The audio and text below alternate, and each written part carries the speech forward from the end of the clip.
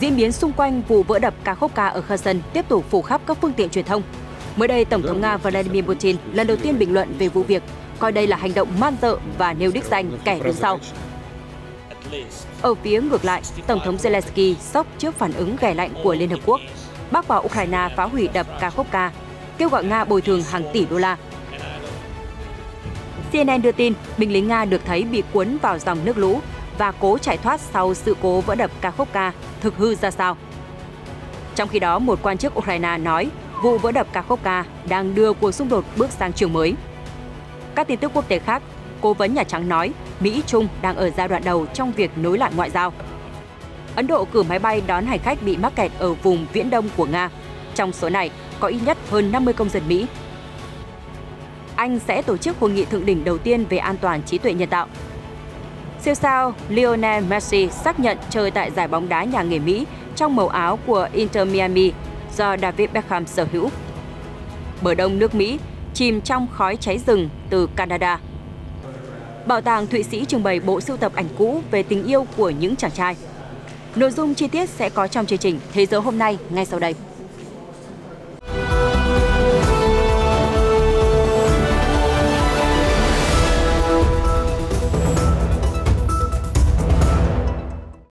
Chào mừng quý vị đến với chương trình Thế giới hôm nay, cập nhật vụ vỡ đập Kakhovka ở Kherson, tâm điểm của cuộc chiến Đông Âu gần đây. Vừa qua, Tổng thống Nga Vladimir Putin đã có những bình luận đầu tiên về vụ việc. Ông cáo buộc Ukraine và phương Tây đứng sau hành động man dợ này.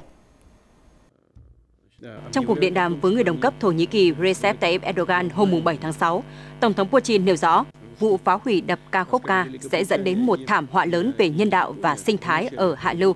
Người đứng đầu nhà nước Nga khẳng định Ukraine đang phạm tội ác chiến tranh và không ngần ngại công khai thực hiện các biện pháp khủng bố, kể cả trên đất Nga. Ông Putin lưu ý tất cả những hành động này được hỗ trợ và tiếp tay bởi các cường quốc phương Tây.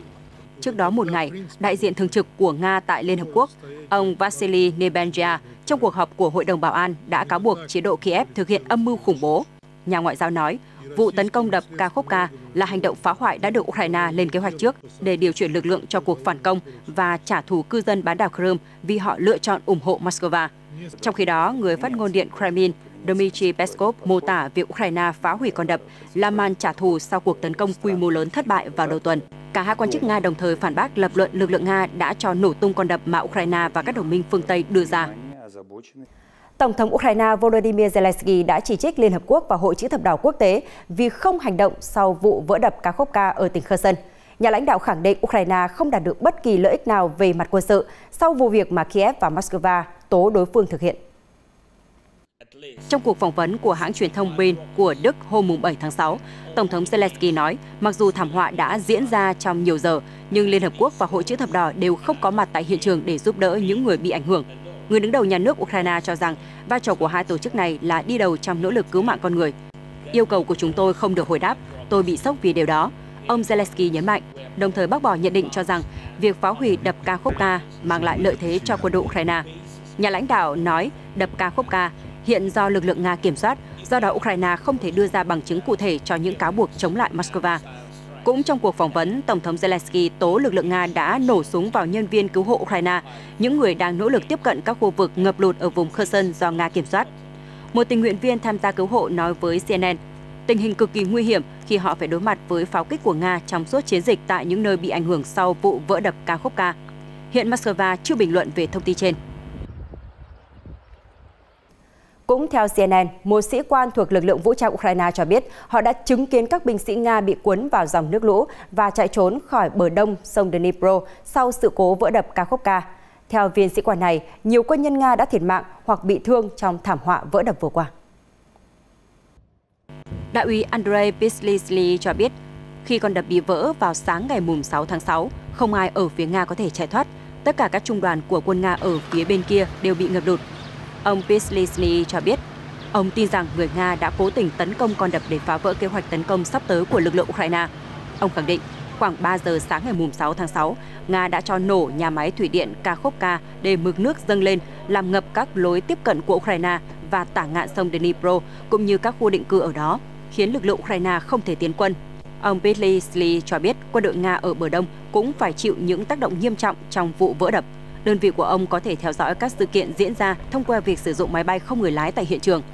Ông cho biết bờ trái thấp hơn bờ phải nên bị ngập nhiều hơn. Các vị trí của Nga ngay trên bờ sông cũng bị ngập. Vị trí của Nga không chỉ là chiến hào mà còn là những ngôi nhà dân sự bình thường nơi mà họ đang sinh sống. Chính phủ Ukraine cũng lập luận rằng Nga cố tình cho nổ tung con đập. Trong khi đó, Điện Kremlin nói rằng chính lực lượng của Kiev đã tiến hành cuộc tấn công. Hiện Nga chưa phản hồi về thông tin trên. Thưa quý vị, theo thông tin từ Newsweek, Kiev hiện đang yêu cầu Nga bồi thường hàng tỷ đô la sau vụ vỡ đập Kakhovka ở miền nam Ukraine. Cố vấn kinh tế của Tổng thống Ukraine ông Oleg Yushchenko mô tả việc phá hủy con đập quan trọng trên sông Dnipro là vô cùng khủng khiếp. Cả Ukraine và NATO cáo buộc Nga đứng sau vụ phá hủy con đập. Tổng thống Ukraine Volodymyr Zelensky tố lực lượng Nga đã cho nổ tung nhà máy thủy điện Kakhovka từ bên trong. Trong khi đó, Nga đã đổ lỗi cho Ukraine, nói rằng Kiev thực hiện hành động này là để đánh lạc hướng sự chú ý của Nga khỏi cuộc tấn công. Ukraine đã sơ tán hàng nghìn người vào hôm 7 tháng 6 sau khi đập bị vỡ, khiến nước lũ làm ngập hàng chục ngôi nhà và làm dấy lên lo ngại về thảm họa nhân đạo. Ông Yushchenko nói, đây là cuộc tấn công khủng bố rất rõ ràng của Nga và sẽ gây ra nhiều tác động tiêu cực. Môi trường sẽ bị ảnh hưởng, người dân sẽ mất nhà cửa và cơ sở hạ tầng năng lượng bị phá hủy. Ông nói thêm, cái giá tổng thể sau khi đập bị vỡ là hàng tỷ đô la. Ta cần phải ngăn chặn Nga bằng mọi biện pháp có thể, kể cả các lệnh trừng phạt nặng nề. Ukraine cũng phải bồi thường cho mọi thiệt hại mà Nga gây ra. Nga phải bồi thường toàn bộ.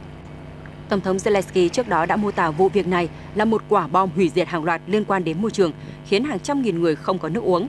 Hàng nghìn người đã được lệnh sơ tán khỏi một phần Kherson giữa lúc mực nước dâng cao.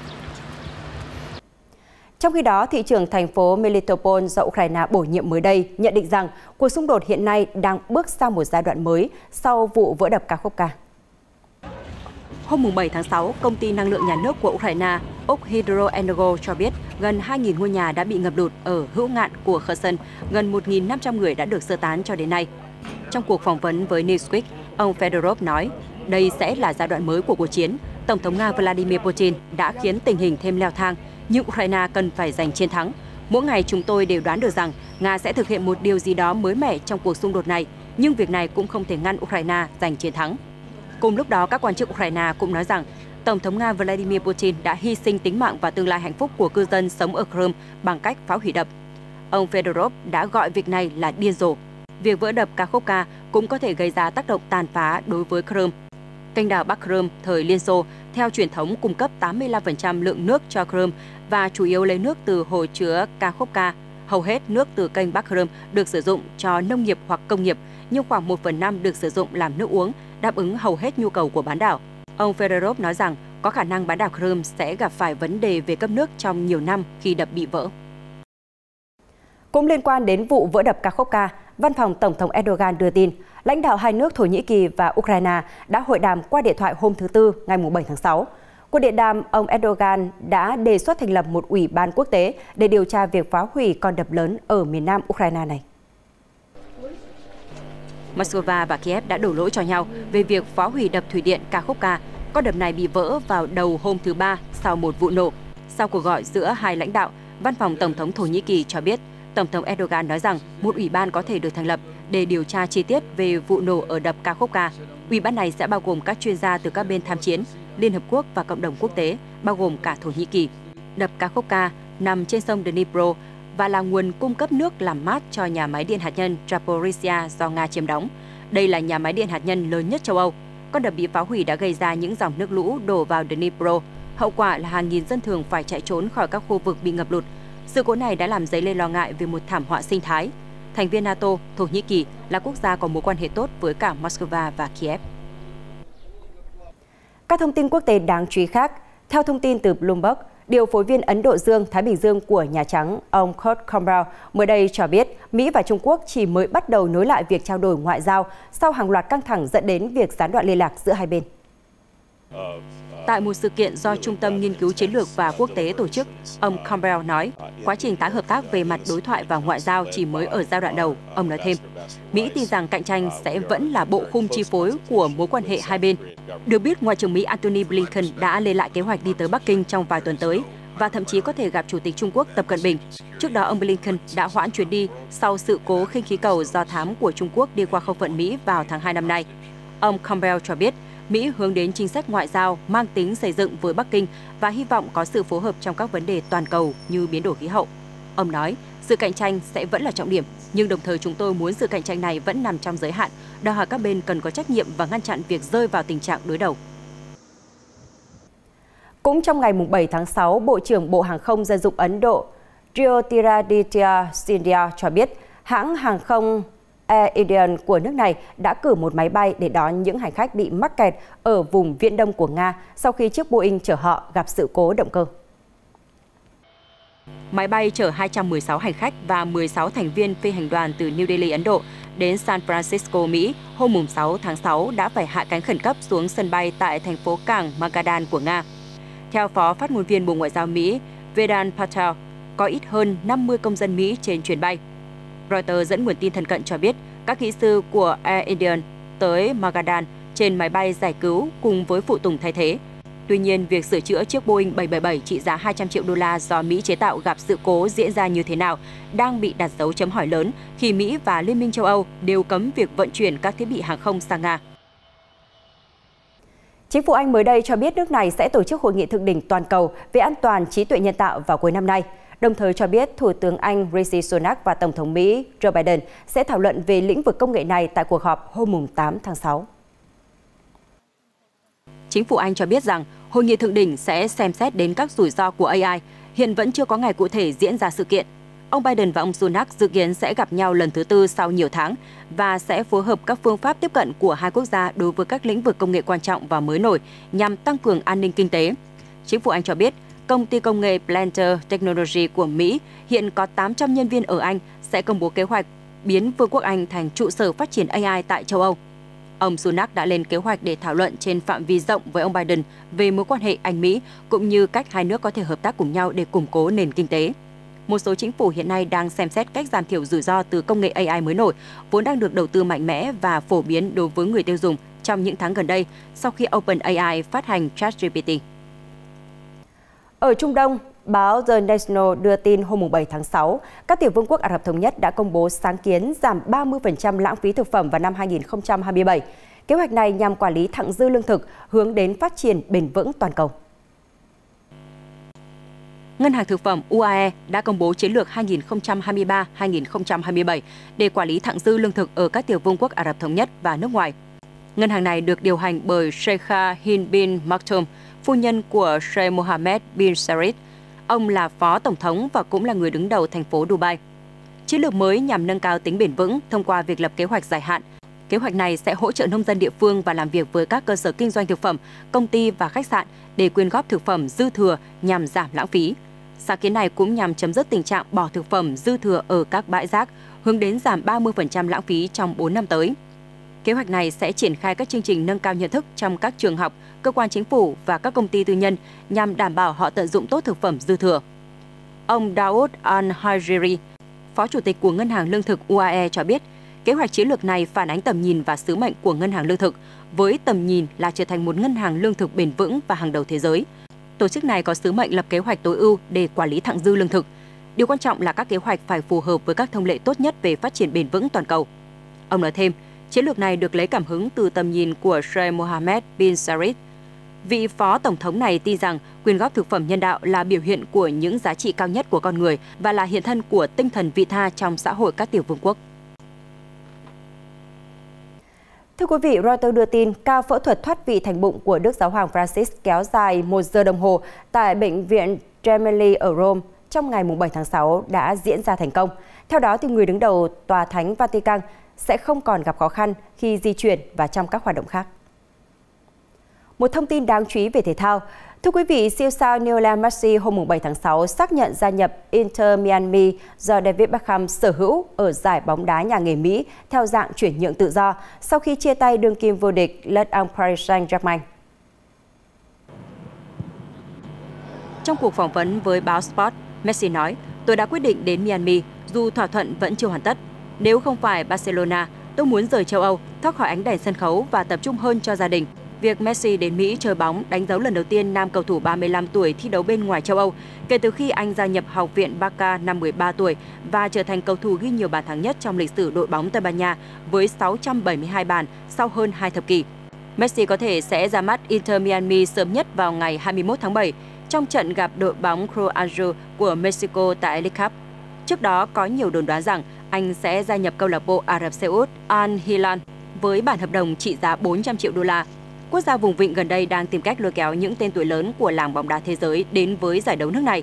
Họ thành công thuyết phục tiền đạo người Bồ Đào Nha Cristiano Ronaldo gia nhập Al Nassr ngay sau World Cup. Tiền đạo người Pháp Karim Benzema mới đây cũng quyết định đến Ả Rập Xê Út chơi bóng dưới màu áo của câu lạc bộ Al Ittihad sau khi chia tay Real Madrid. Thưa quý vị, trường học trên khắp bờ đông nước Mỹ đã hủy các hoạt động ngoài trời và hàng triệu người được khuyến cáo là ở nhà trong bối cảnh khu vực chìm trong khói cháy rừng từ Canada.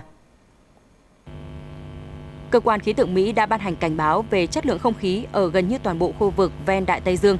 Quan chức y tế ở các bang từ Vermont đến Nam Carolina và xa hơn về phía Tây như Ohio và Kansas cho biết, việc dành thời gian ở ngoài trời có thể dẫn đến các bệnh về hô hấp do nồng độ bụi mịn trong không khí đang ở mức cao. Trên Twitter, Tổng thống Joe Biden nêu rõ, người dân Mỹ đang đối mặt với tình trạng ô nhiễm không khí nghiêm trọng, đặc biệt là những người có vấn đề sức khỏe. Mọi người cần tuân thủ khuyến cáo của chính quyền địa phương để bảo vệ bản thân và gia đình. Đám khói đen dày đặc đang bao phủ khắp bờ đông nước Mỹ, xuất phát từ Canada, nơi hàng trăm đám cháy rừng đang hoạt động. Đến nay đã thiêu rụi 3,8 triệu hecta thảm thực vật, cũng như buộc 120.000 người sơ tán. Tổng thống Joe Biden đã điện đàm với Thủ tướng Canada Justin Trudeau để đề nghị hỗ trợ ngăn chặn thảm họa cháy rừng. Mỹ đã triển khai hơn 600 lính cứu hỏa và quân nhân đến Canada tham gia nỗ lực dập lửa. Thưa quý vị, cơ quan khảo sát địa chất Mỹ cho biết núi lửa Kilauea trên đảo lớn của quần đảo Hawaii đã phun trào vào rạng sáng ngày 7 tháng 6 theo giờ địa phương và hoạt động phun trào chỉ giới hạn ở hố Halemaumau trên đỉnh núi lửa. Kilauea phun trào lần cuối vào tháng 1. Đài quan sát núi lửa Hawaii đã đăng tải hình ảnh cho thấy dung nham bùng phát trên bề mặt hố Halemaumau lúc 4 giờ 44 phút sáng với màu cam rực lửa.